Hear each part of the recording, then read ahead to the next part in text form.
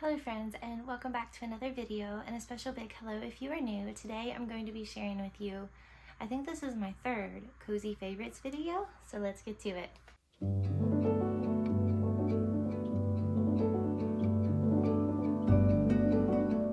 So, like I said, this is the third time I've done a cozy favorites video. I did one kind of coming out of summer, coming out of fall, and now one coming out of winter. So I feel like they're also kind of like a seasonal cozy favorites. But anyway, I do have a lot this time, I think because we were kind of coming out of like hibernation months.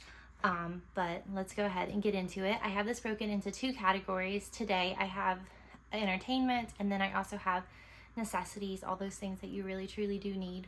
We don't need, but they do help you feel extra cozy. So anyway, we'll start with entertainment. For entertainment, I have two books, and the first book is Devotions by Mary Oliver. This is a collection of a good chunk of her poems. I don't know how many there are, but definitely hundreds of her poems. I know that it says that it's called Devotions, and that can seem very religious. And I will be honest, she does talk about like spirituality and belief in here, but I feel like it could be applied to any type of religion and any type of belief system. It's not excessively like Christian, but I have been working through this book for the better part of a year. I'm about halfway.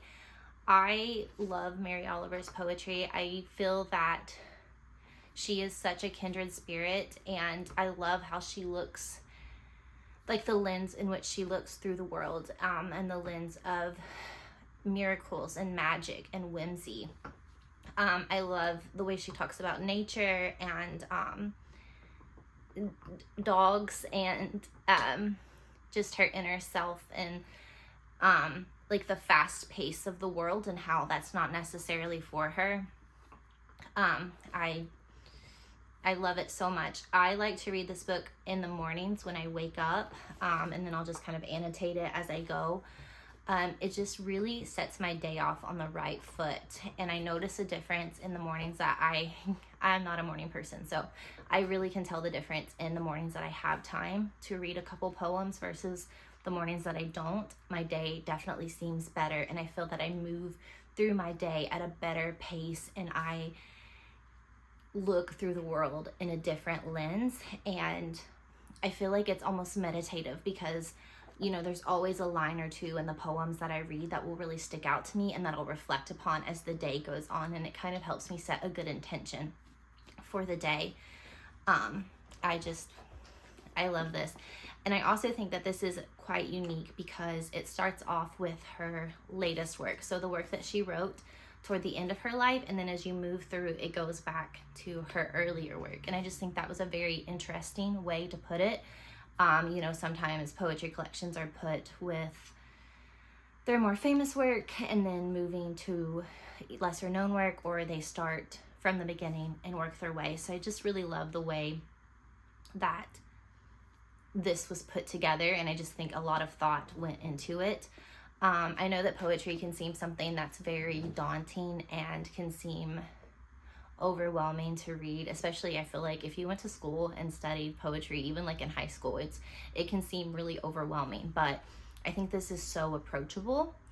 And I've seen so many, I like poems just in general, but I've seen so many people who have been able to approach this and understand this and take a lot away from it, who don't necessarily enjoy poetry or who have been intimidated by it. And that's Clementine. I also have another book, and it is Beg, Borrow, or Steal by Sarah Adams. This has been one of my favorite books that I've read so far in 2025. I'm sorry. Clemmy, come here. Come here. Come here. Quit being silly. I love it. It's so there's 3 books out. Okay, let's start this over. So Beg, Borrow, or Steal by Sarah Adams. It is my favorite read so far of 2025, I think. I have a whole vlog about it, so I will link that if you're interested in hearing more of my thoughts and like more of the plot and things like that. But I love this. It's set in a small town, and it's a set of interconnected standalones, the series is. There are 3 out, and then there's going to be a total of 4. But it's set in a very small town in Kentucky. All of the siblings just seem to have really cozy jobs that are so easy to romanticize. The elder brother owns a pie shop. The youngest sister owns a flower shop. And then Emily, who is our character in this story, is a teacher, and she's an elementary school teacher, which again is a job that you can highly romanticize. I used to teach, so I know the reality is not quite as charming, but it's still a job that's really easy to romanticize, and that just seems cozy and fun. It's really sweet. They were like academic turned workplace rivals, and they have to come together to steal a manuscript that Emily accidentally sent to their principal. And it's a romance novel, and obviously she doesn't want her boss of an elementary school reading her spicy romance novel manuscript that she's trying to get published. But again, it's just sweet and fun. It's a great little rom-com. It has a really good balance of deep moments. Like, it's not just all fluffy, but it also like has that humor and that charm and that banter and just like cute and sweetness, and it balances itself out really, really well. And I don't know, I really like having, 2 characters come together and love each other and support each other. I just think it's really, really beautiful. I love this book, and I really, really, truly highly recommend it. Kind of going off of that, I don't know if I mentioned, but all of the Sarah Adams, like, Rome, Kentucky books, I have it in my hand. That's why I'm looking weird. Let me put that down. But they are all loosely based off of Audrey Hepburn movies. So when I vlogged my reading experience, I read the book, and then I vlogged myself watching the corresponding Audrey Hepburn movie, which was How to Steal a Million. And I got on a big Audrey Hepburn kick when I was in middle school, and I like DVR'd all of her movies, much to like my parents' disappointment, because I was like constantly flooding our DVR with old movies. But I saw How to Steal a Million when I was younger, and I hadn't seen it in a really long time. But it was one of those that just didn't really stick out to me. But I rewatched it, and oh my goodness, it was so good. It is the perfect rom-com. Like, it truly is the perfect rom-com. And it tells a story, I don't remember names very well, but Audrey Hepburn's character is the daughter of a man who is an artist, but he makes replicas of art and then sells it as it is. So he would make like a replica of a Monet painting and say, oh, Monet painted this, when in reality her father did. He has a statue that is going to be displayed at a museum in Paris, and there's going to be some testing done on the stone, and basically it's going to come out that he is a fraud, and it is going to be very grave for their family and their wealth. And she, obviously loves and adores her father, and he's going to go to jail, basically.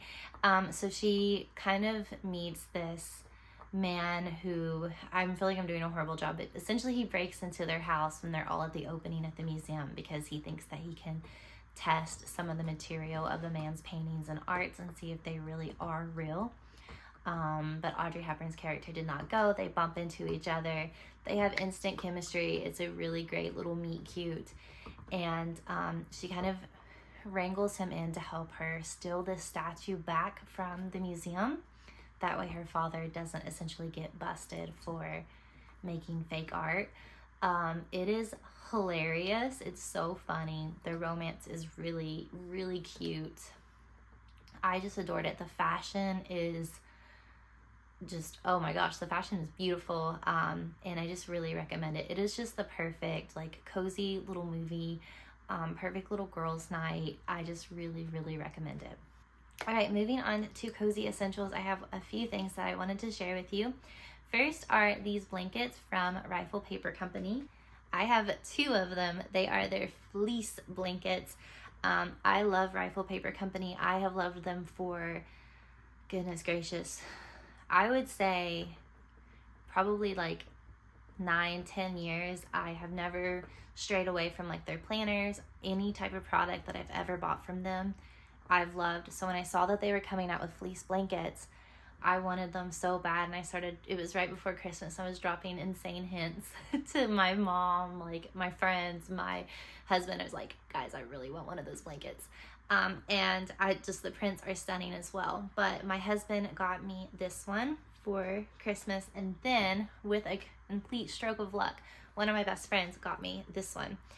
They are so thick. Like, I don't know if you can tell how thick they are, but they are so much thicker than any blanket that we own. And we own, we're big like HomeGoods people, so we've bought like Ralph Lauren blankets, like Eddie Bauer blankets, like we have Tommy Hilfiger, we have like a lot of nicer blankets, but still none of them compare to these with the softness, the thickness. They are so big. They are the perfect size. Like, they cover me completely head to toe, and I'm 5'7". This one I keep in the bedroom and kind of snuggle with it at night. This one we keep on the couch, and oftentimes it's like a fight over who's going to get this blanket. So whoever doesn't get this one, and I'm saying like me, my husband, and our dog, whoever isn't curled up with this blanket, like, ends up going to get this one because we love them. They are a little bit higher of a price point, especially for a blanket, but I promise you it is so worth it. They are amazing. And I love them. They've been so nice to cozy up to during the winter, and I know the weather's getting warmer and we're not really going to be thinking about blankets, but I'm probably still gonna be cuddled up with one of these because they are wonderful. And again, they just have such beautiful prints. I love Rifle's designs, and they also have a book printed one. So whenever I get to my future library with my window seat, I want the book printed one for that seat. But I just highly, highly, highly recommend these. They're so good and amazing. I love them so, so much. Moving on, kind of with what I got for Christmas in a way, I got my first Jellycat, and this is Percy, and he is a little penguin. I don't know if it says like, he is Percy Penguin. He's the little Percy Penguin. One of my best friend who got me the blanket, ironically, got me this Jellycat. I've wanted one for a long time. I have really been on a journey, I think, the past few years and focusing on healing my inner child and doing things that do seem kind of silly to do, like having stuffed animals as an adult, but it's really comforting and reassuring still as an adult. And I love it. So if you are thinking about taking the plunge to get yourself a Jellycat or just any stuffed animal, I really think that you should. I just kind of like to hold him on my lap and like kind of, I don't know, it's like a sensory thing, I guess, but like rub like his little flipper or fin while I like read. It's really nice. And he sits on our bed and he's so cute. Clementine also desperately wants him as a toy, but she cannot have him. But you can kind of tell, I don't know if it's really visible, but there are like little parts where his little fur and feathers look a little rough, where she has managed to get her hands on him. I also want more now. I want an otter. I feel like Jellycats are kind of like Funko Pops. Whereas in like, it could easily snowball into you collecting so many that you just don't know what to do with. But again, highly recommend. It's just been a really big favorite of mine recently, and I just think he's so cute. Last but not least, I have a cozy hobby for you, and that is coloring. I know that everyone pretty much colors. It's pretty common now, but I feel like I've been on a journey with my coloring over the past year or so I wanted to kind of share. I have a handful of different coloring books. This actually isn't all the coloring books that I own. I have a couple more. I do have 2 of the Bobby Goods ones, and then I have a couple here from Amazon that I was going to show you. I have this one, and I recently picked up this one for Easter and spring. I love Easter and spring, and I love bunnies, so I just thought this was perfect. But in terms of coloring books, I will say that the Bobby Goods coloring books definitely have much better quality of paper. They're way more sturdy of a book. When I go to color with these, I kind of have to binder clip the cardboard underneath so it doesn't bleed. I don't have to do that with these because, again, it's just a higher quality of paper. Also, I will say with these, especially the bunny one, the egg one, there are parts where it's like you can't tell, is that the blanket or is that the animal's leg, or like the lines aren't super defined, and it can be kind of confusing when you go to color. But I'm someone who has a little bit of color anxiety on picking like what color I want to use, or if I like massively get out of the lines or something. So sometimes coloring in the Bobby Goods coloring books gives me anxiety and it stresses me out, whereas these, I don't feel as much stress coloring in them, because if I mess up, it doesn't feel as much of a big deal because it's not as good of a quality of paper and I didn't pay as much money for it. I think some of these were a gift. I think this one was like $6, and I think the Bobby Good ones are like 20, maybe, I don't know for sure. So either way you go, I don't really think that you can go wrong with any of these, but I just wanted to kind of share my thoughts on them. Also on tools to color with, I really love coloring with crayons. I think it feels very childlike to me, and I have always loved to color. It's always been one of my favorite things since I was a little girl. So I do love coloring with crayons. I've done a few different colorings in crayons in the Bobby Good ones. And then I did break down and get markers because I feel like that's what everybody colors with. And we just got the plain kind of water-based markers, and they're very vibrant and bright and good. And I was just like, between my crayons and the water-based markers, I don't really need alcohol-based markers, even though I know that's what everyone uses. So I just kind of let it go. But I was at a HomeGoods, TJ Maxx, Marshalls, one of those with my mom, and they had these pastel alcohol markers. The brand is Artist Concepts. I don't know if you could get these on like Amazon or at like a craft store. I have no idea. I got mine are from Marshalls actually. It says on the bottom. But I got these because, one, I did want to try the alcohol-based markers. They were a very reasonable price point. The alcohol-based markers I see on Amazon and other places like that are not. And I loved that they were pastels, so I bought them. And the difference it makes is insane. It is such a crazy difference in the quality of how your pictures turn out. Like, I will try to find one here. Water-based versus alcohol-based. Like, do you see how smooth and crisp? There are no lines, there are no streaks. I love it. So I do recommend getting the alcohol-based markers if you can find them at a reasonable price for you. They make a big difference. I also really love the pastel colors so much, and I feel like they have enough like browns and greens and kind of non-pastel colors to like balance everything out.